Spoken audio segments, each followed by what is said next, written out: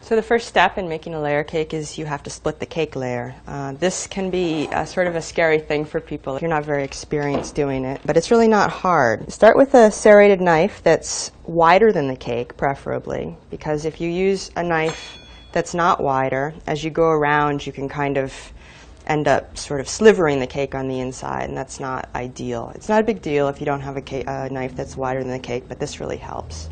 So you're going to take the knife and get down on eye level with the cake and sort of trace a line around the cake with the knife. You're splitting it in half. Okay.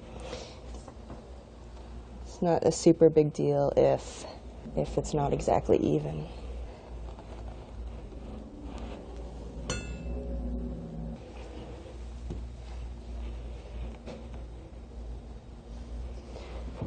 Just tracing, tracing. Now, once you get back to the start, you're going to start cutting through the cake. And you're just going to follow that line. Don't worry about what this end of the knife is doing. Just watch this part, because the rest of this knife is going to follow what this end does. So start slicing and follow the line that you traced before. Just go around. Gently saw.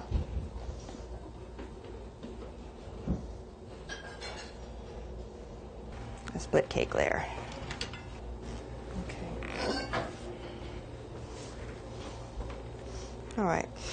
And just brush the crumbs, the big crumbs. You can't brush too hard or you're going to keep making more crumbs too. But brush the crumbs. Just smooth it out. Okay, this is going to be the bottom of our cake. I'm going to transfer it to my cake plate, which is lined with wax paper. The wax paper is going to keep the cake plate clean.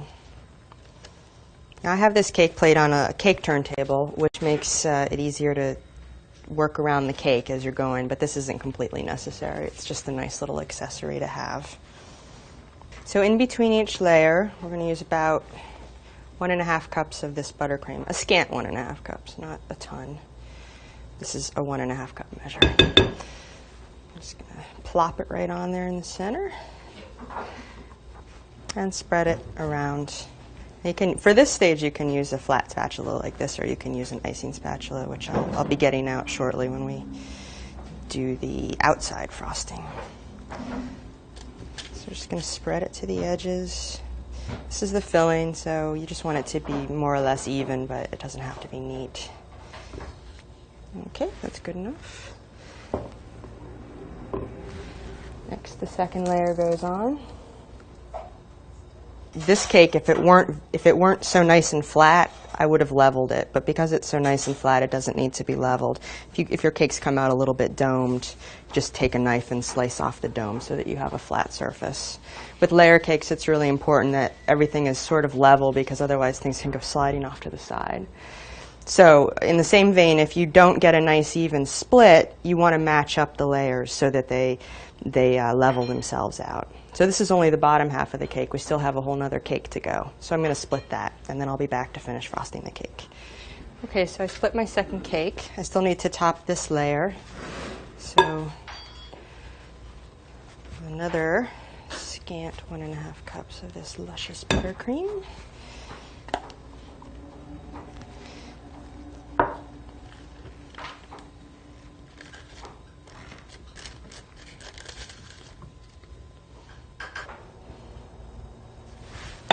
Okay, layer number 3. At this point, just kind of look down on it to make sure that you're stacking things up straight so that your cake doesn't end up all lopsided. That looks pretty good. 1.5 cups more, scant.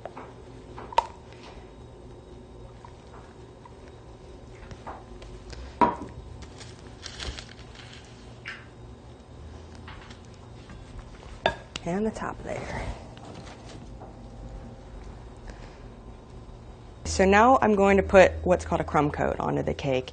This is a very thin layer of icing that's going to go on and basically seal the crumbs in so that the crumbs don't get mixed into the icing that's going to go on later on. So I've taken about 1/2 cup of our buttercream out because there are going to be crumbs that are going to end up getting mixed in here from this spatula going back and forth. So we're just going to Spread it on in a really thin coat. This is not your final layer, so it definitely doesn't have to look pretty. And you can use a little bit of the whatever frosting is squeezed out from the inside.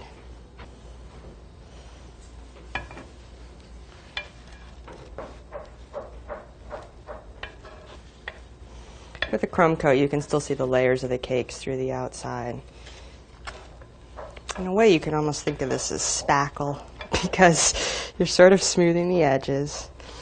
And before we continue to ice the cake, we're going to put it in the fridge and let it firm up. Or like spackle, let it dry.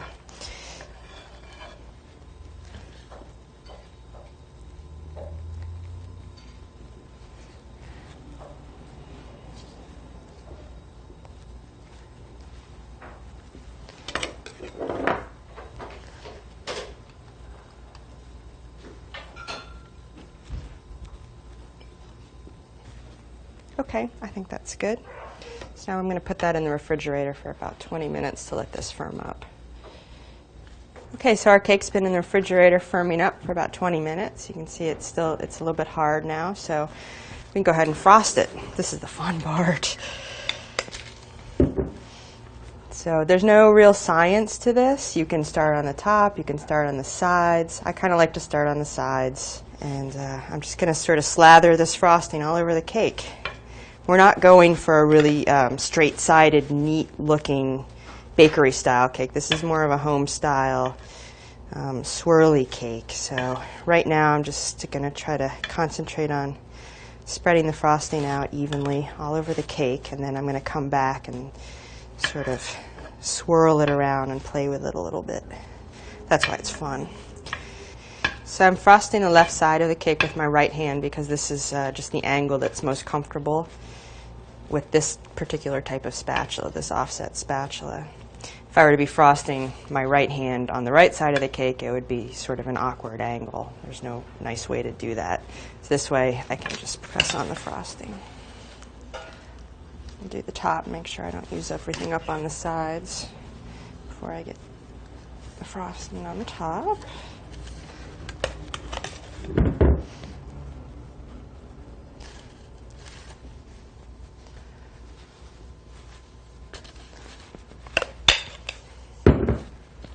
May as well use it all, right?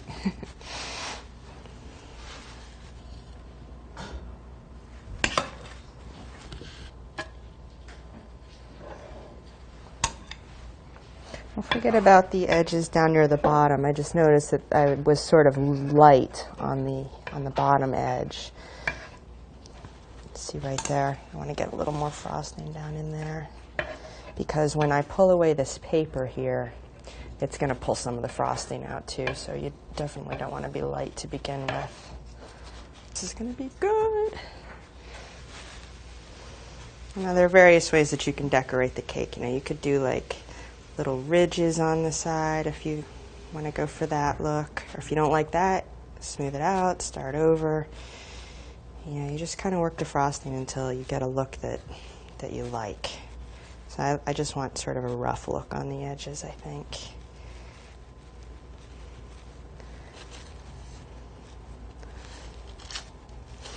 And then if you want a swoopy look, you can kind of drag the frosting around with a spoon. And the back of a spoon gives it a swirly,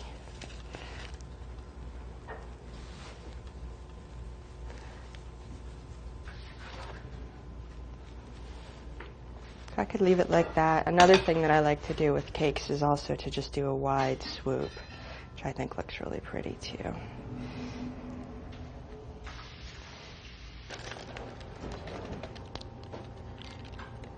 Once you get it to the point where it's pretty, just gently, hold the other side down and gently work your paper out.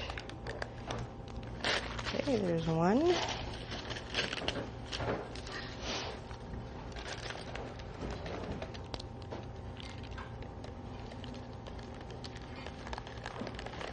There's two. The last one's going to be a little bit tricky. I'm just going to lift the cake just a bit. And voila.